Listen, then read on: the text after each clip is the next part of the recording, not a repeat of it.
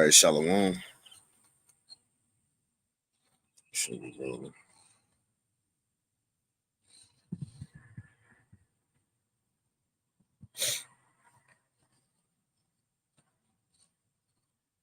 Shalom, shalom.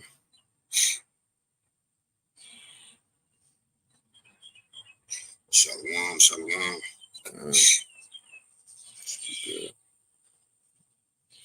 Good. All right, shalom. First and foremost, I want to give all praises, honor, and glory unto Yahweh, Bahashem, Yahweh Shai, Bahashem, Rachak Wadash, and double honors unto the apostles. And that was a great millstone. And peace and blessings to all you Wakim out there who pushing his word with all truth and sincerity, and as well as all you believers out there who believing on the gospel. And it's the brother Quara Abad from the GMS Houston camp. And I want to go into another lesson. It shouldn't be long. I got a couple precepts, in mind. One particular precept that gave me the title of this lesson. You see in which the title is, it says, the last day of Jacob's trouble will be the first day of everlasting life. You see? Again, it says the last day of Jacob's trouble. So the last day of Jacob's trouble, man, that's going to be the first day of everlasting life. And that's a true statement. You see? Because we know our Lord Yahweh Shai, he go come back. He going to make his appearance on the last day of Jacob's trouble. Because Yahweh Shai will put an end to Jacob's trouble. You see? Yahweh Shai will put an end to that. In the times we in, the first day all hell break loose when you see when people start running in stores, taking everything out of stores, when it be runs on the banks, right? People killing each other, abandoning cars on the freeway. The first day of Jacob's trouble and everything that come after that, concentration camps, newly created creatures, the military coming in like a flood, the MOTB being mandated, World War III, so on and so forth. All these things will be going on from the first day all hell break loose until the day Yahweh Shai make his appearance into the world. You see? And on that day, the day Yahweh Shai make his appearance into the world, the last day of Jacob's trouble, that's going to be the day. After all that just went on, Leviathan, so on and so forth, Yahweh Shai will make his appearance. At the same time, missiles will be falling. And we hope to get beamed up, man, out of this world. And look, in the same day, the world is, well, not the world, but America getting destroyed, people in the world getting judged. We hope to get beamed up, and that's going to begin everlasting life. In the world of chaos, we go begin everlasting life in the same world. Look, on the same day, man. On the same day. The day we get beamed, Lord willing, with that number, but we got to think like that. We got to think to be a part of this number. If we don't think we are the could be the elect, then why we here? What you doing? You see? But again, it's going to come down to a time in a day when we literally going to have our feet on the soils, or should I say the concrete of America, or wherever brothers and sisters scattered to, the concrete of America. And on that same day as we was just in America, we could be inside a UFO or a chariot in new bodies beginning everlasting life, man, the same day. You see? But let's get a couple precepts. Like I said, I meant for this to be fairly quick. Let's start in Jeremiah 30. Jeremiah 30, and I'm going to get the precept that sparked my spirit to do this lesson. Is in 2nd Esdras. But let's start right here. This Jeremiah chapter 30 and verse 7. And we're just going to kind of roll with the spirit. I got that one precept in 2nd Esdras 7, and we're going to just flow. So this Jeremiah 30 and 7, it says, alas, for that day is great, so that none is like it. It is even the time of Jacob's trouble, but he shall be saved out of it. And that's what we are entering into, an age of a time like never before. Things that's about to go on in this world, the world have never seen before. The world have never, or the people in the world have never experienced it yet.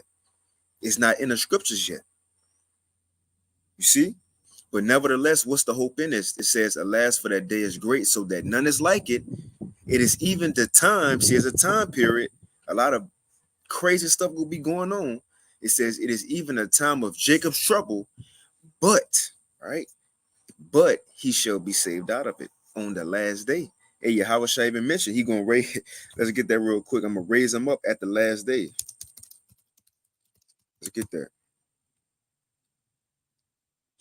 This is John 6. This is John 6 and 39.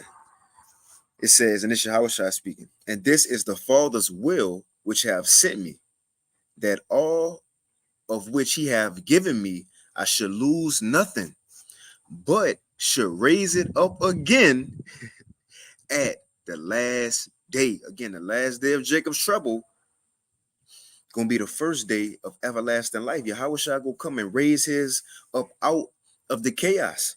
And that's what's gonna begin the order. So you know what Esau say, order ab chaos, order out of chaos, order out of chaos, right? Yahweh Shai will bring order out of the chaos. It's gonna happen, man. But let's finish at verse 40. And this is the will of him that sent me, that everyone which seeth the Son and believeth on him may have everlasting life, and I will raise him up at the last day. You see, again, the last day of Jacob's trouble is the first day of everlasting life. So look, the worst day in the world is a day we should be looking forward to. The day a lot of people gonna die, missiles gonna fall. Look, angels gonna be in the skies in UFOs. A gigantic, powerful man, Yahweh Shai, on his UFO. The worst day in the world. Look, Leviathan gonna be out. However many they got. A lot of stuff will be going on, but this the thing. The worst day in the world is the best day for us, man. Because that's the day we're going to finally get out these bodies. Finally not have to go to work again. You see, you got to deal with car problems. You got to get your inspection renewed. You see, we ain't gonna have to, all that's going to be done with. Now we can finally be with Yahweh Shai forever, never leave him again. New bodies. We can finally have, man, many wives and many children in righteousness. Dominion over these heathens. That's what we're looking forward to. That's why we want the worst day in this world to happen, because that's the day we look for as believers of Yahweh Ba'ashim Yahweh Shai, man. But let's snag this in 2nd Ezra 7. This kind of where I get the title from. Again, what's the title? The last day of Jacob's trouble will be the first day of everlasting life. Let's read it. This 2nd Ezra chapter 7. And we'll get straight to the point. 2nd Ezra 7, and I'm going to start at 42. Let's start at 42. 2nd Ezra 7 and 42. It says, he answered me and said, this present life is not the end where much glory doeth abide. Right. This is not the end all be all. This current society we living in, this current world we living in, is not the end all be all, man. We have much more to look forward to after this. That's why we don't care when this place go down. We're not investing into this society. Our investment is in that, you know, they say a startup company, right? Our investment is into the startup kingdom. You feel me? The startup kingdom. We're investing into the next kingdom, not this one that's fallen, man. So it says, 2nd Ezra 7 and 42, he answered me and said, this present life is not the end where much glory doeth abide. Therefore have they prayed for the weak. It's the point. Verse 43. But the day of doom shall be the end of this time. What's the day of doom? That's the day missiles fall. That's the day Yahweh Shai come back. That's the day America get destroyed, man. That's the day of doom. And it says it's going to be the end of this time. The end of who time? Esau is the end of the world, man. Let me get a quick precept. What I'm looking for. Let me get Proverbs 6 real quick. Proverbs 16. Because we're going to the day of destruction or doom, how it was saved for the wicked. Real quick.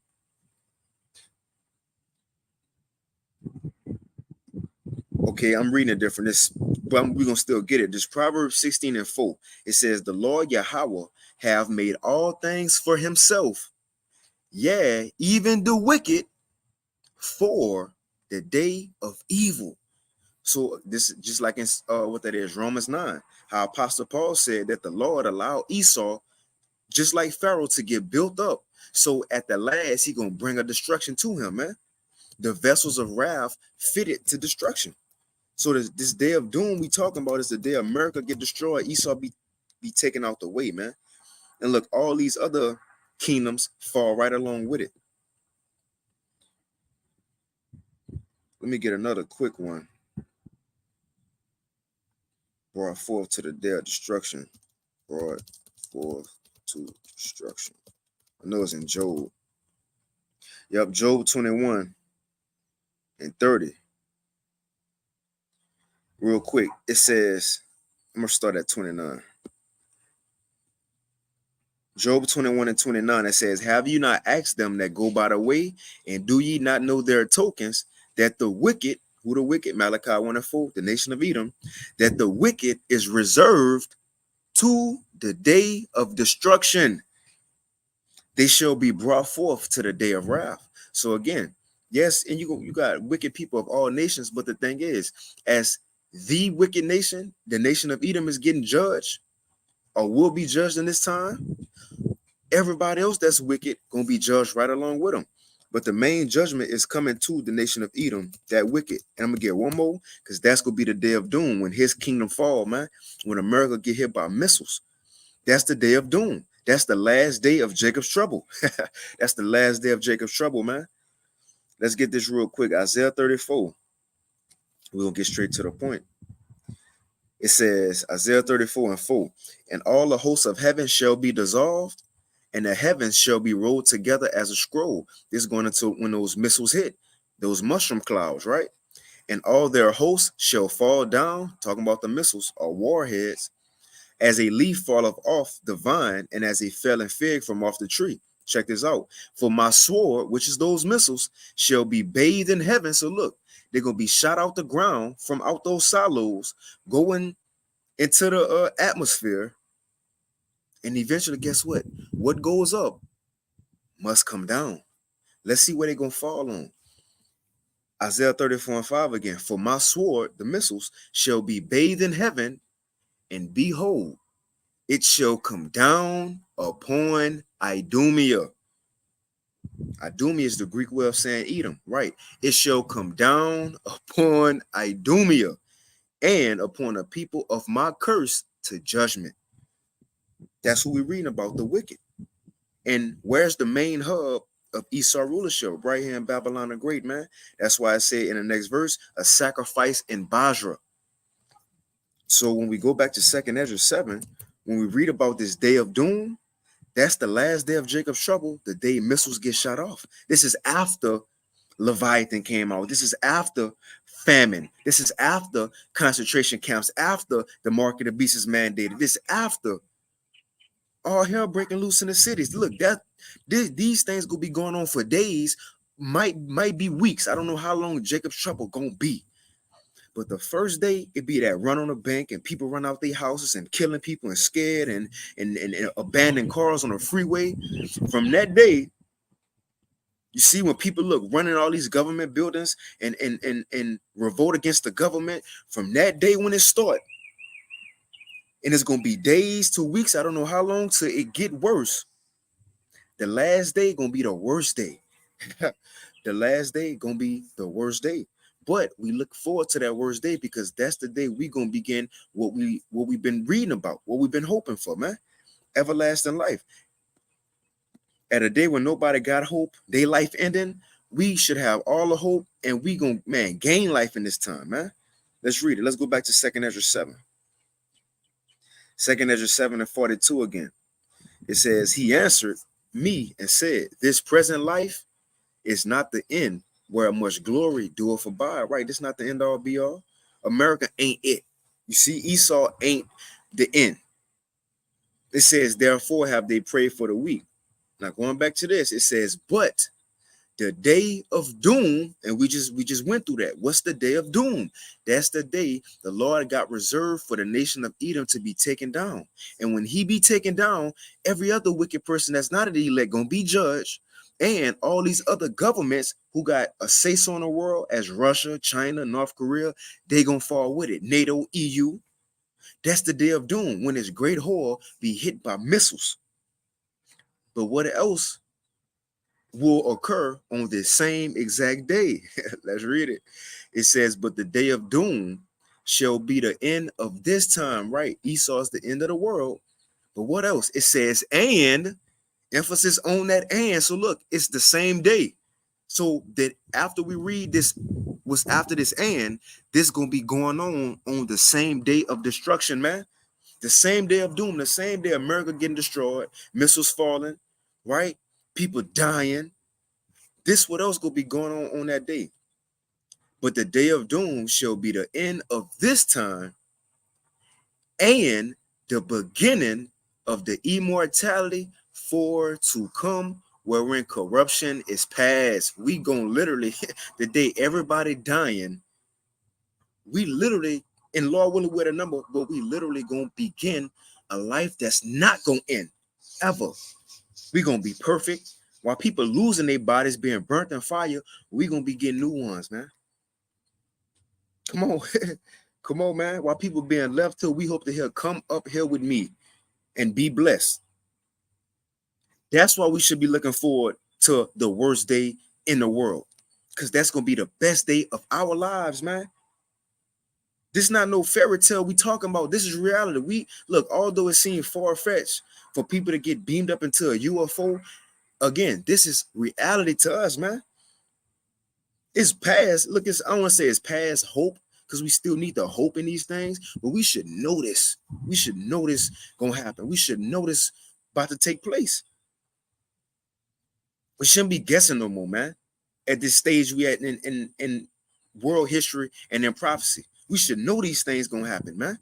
We should look forward to all hell breaking loose, because we're looking forward to what the Lord gonna do for the ones who've been serving him, man. It's a win-win situation for us. Let's read this again. What's the title say?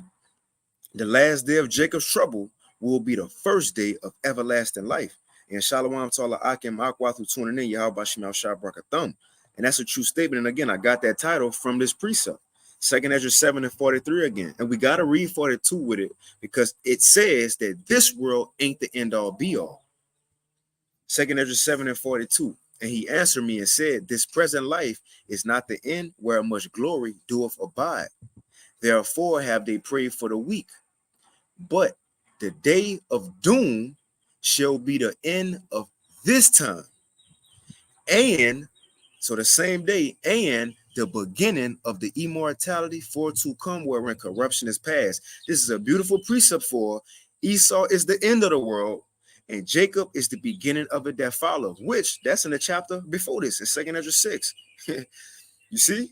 Esau's the end of the world. Jacob is the beginning of it that follows. This is the end for these people. Well, it's an end for us too. An end of what? This is the end of captivity. You see, this is the end of suffering.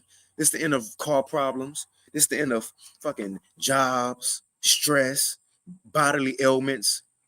Just the BS that we got to go through every day. This gonna be the end of that, man. It says, intemperance is at an end, infidelity is cut off, righteousness is grown up, and truth is sprung up, and then shall no man be able to save him that is destroyed. So look, if somebody not of the nation of Israel and not of the elect, nobody gonna help you. Not even God.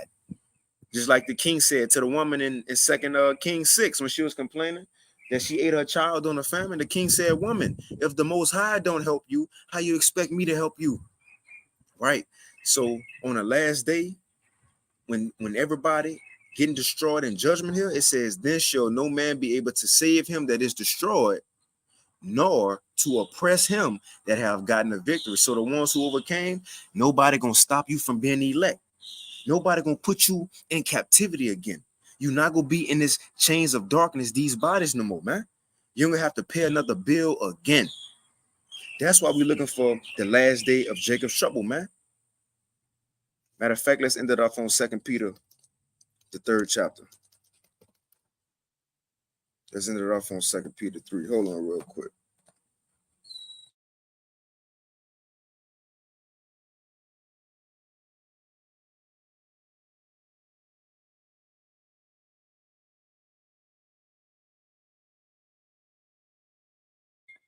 All right, Salakia.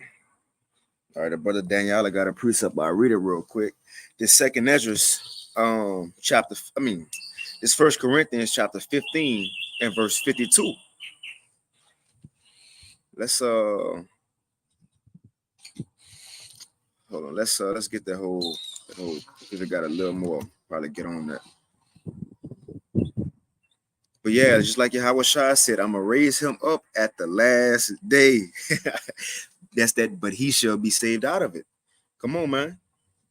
Look, and that's another thing, bro. I'll be like, tell them, granted, brothers know this, but this is one thing I like to say, like, bro, when we read about Yahweh Shai, I'm talking about the Gospels when he was living like him as himself, like when he spoke again, Yahweh Shai, he knew it was going to be believers after that point in time in Rome. He knew we was going to be here in America.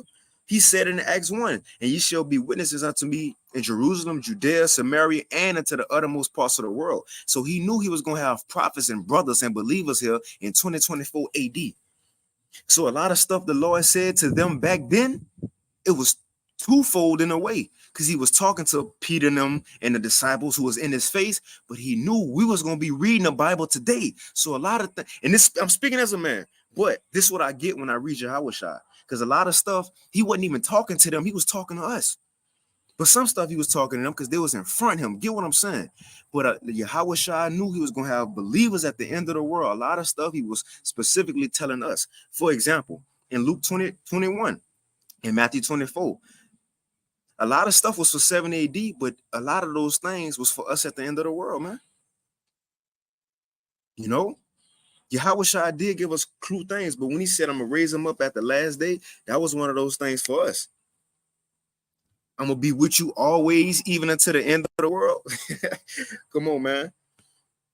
But we're going to end it off on that 1 Corinthians 15. Let's get this, how we should be looking forward to this, man. This not 1 Corinthians, this 2 Peter 3. And we're going to start at,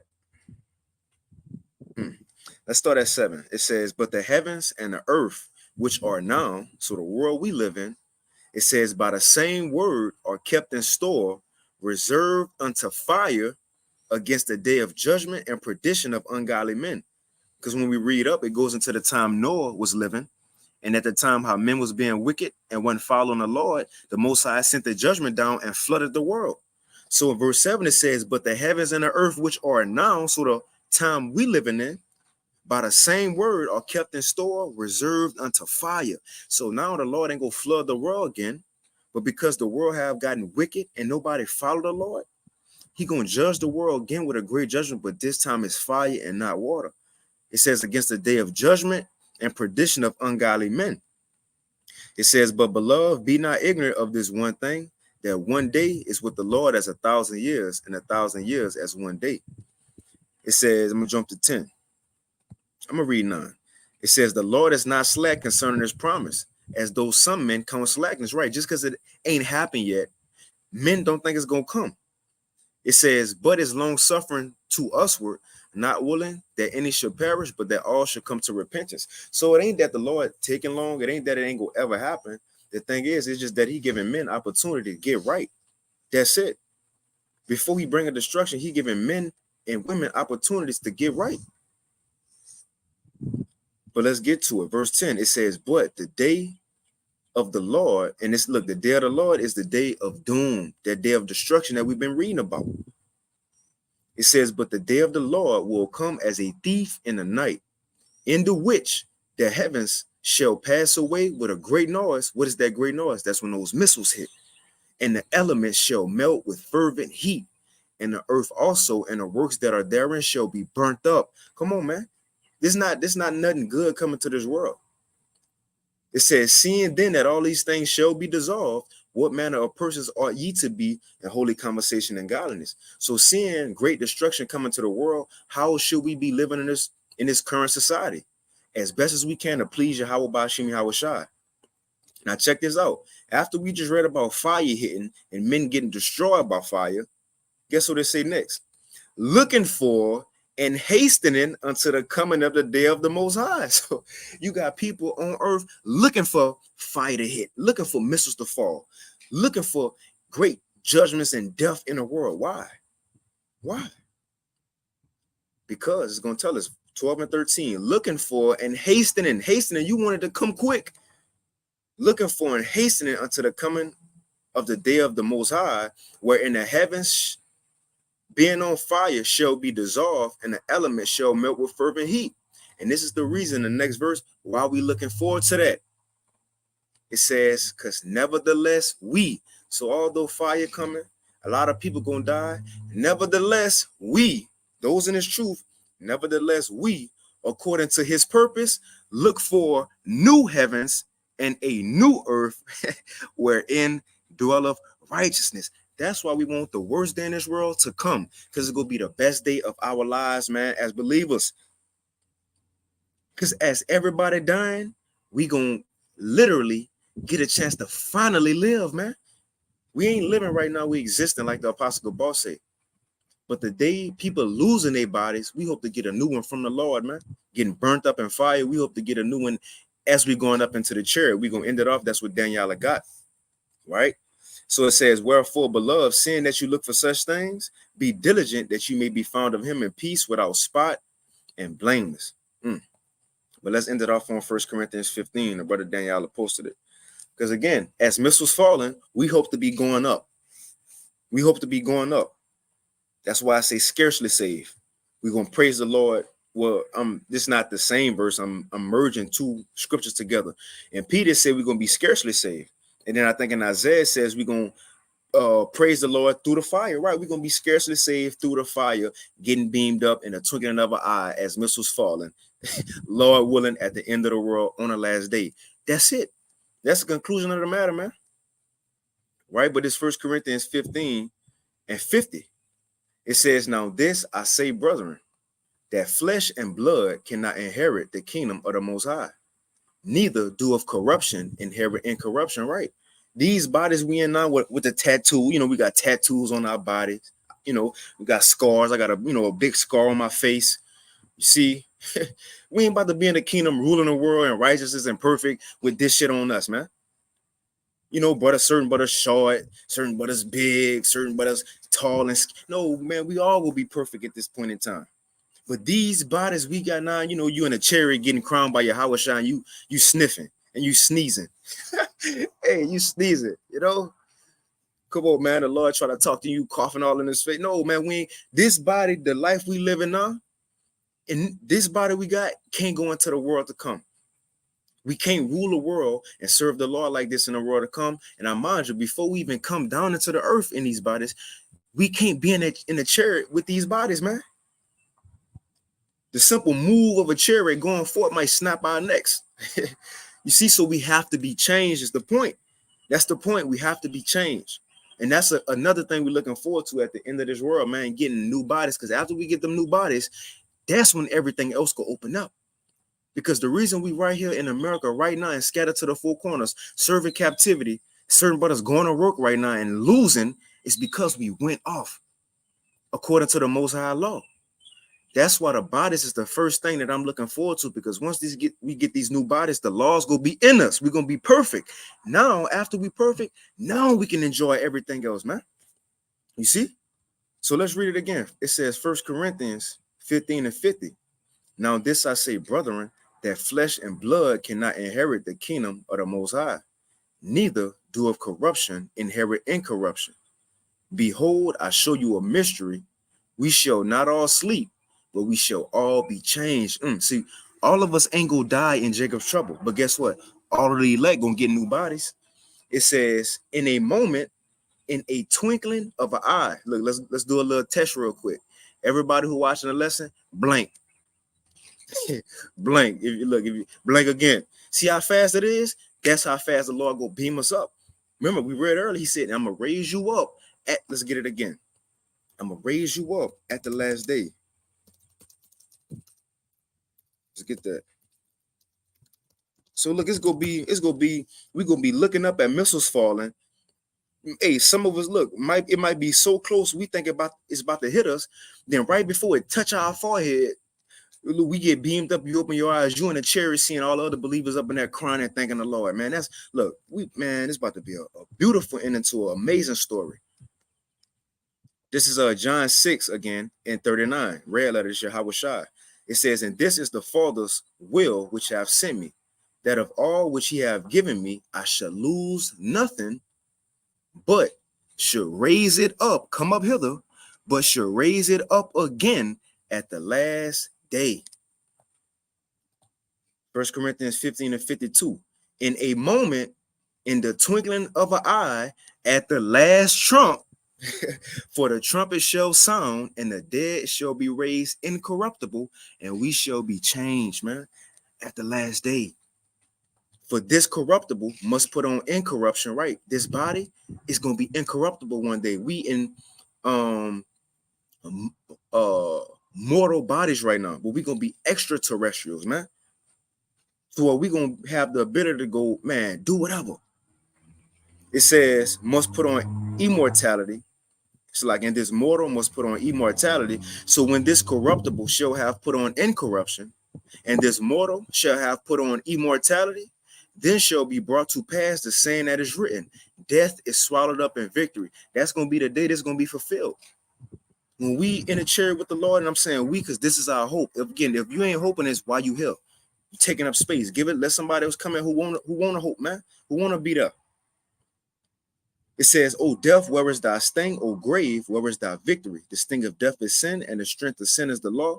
But thanks be to the Most High, which giveth us the victory through Yahawashi Mashiach. That's how we're going to get the victory, man. And let's end it off on this, verse 58. So seeing we said all this, and hard times coming, but we should be looking forward to that. Keep going. Therefore, my beloved brethren, be ye steadfast, unmovable, right? Don't let nobody shake us from what we know. I would say what we believe in, but again, we should know these things now, man. It's a step past, but yeah, we believe, we need belief and hope, but we a step past that. We know these things true. Be unmovable, always abounding in the work of the Lord, for as much as ye know that your labor is not in vain in the Lord. Right? What we doing is not in vain. We not wasting our time, because you know when it's going to pay off? When all hell break loose, and especially at that last day. That's why they go say, how was he numbered among the children of the Lord, and his lot among the saints? In Wisdom of Solomon, the 5th chapter. But I'm going to end it right there. Lord willing, this lesson was edifying. We'll get that precept. Romans 15:4. For whatsoever things were written aforetime were written for our learning, that we, through patience and comfort of the scriptures, might have hope. That's it, man. That's it. The Lord gave us more than enough comfort that we need, or should I say, he told us and gave us many examples that we need going into this time. See, to have enough comfort, you know. But I end it right there. Again, Lord willing, this lesson was edifying. And with that, I want to give all praises, honor, and glory unto Yahweh, Bahashem, Yahawashi, Bahashem, Rachakwadash, and double honors unto the apostles and elders of Great Millstone, and peace and blessings to all you Wakim out there pushing this word with truth and sincerity, and as well as all you believers out there who believe in on the gospel. And keep fighting and keep pushing. And man, hey, and man, as always, and more than ever, we almost out of here. We almost out of here. You see? When we get in the chariot and we look back, when we in that chariot, we gonna realize, like, damn, that happened so quick, right? We almost out of here. Time gonna speed up, man. But they keep fighting and keep pushing, Akim. Aqua, Shalom.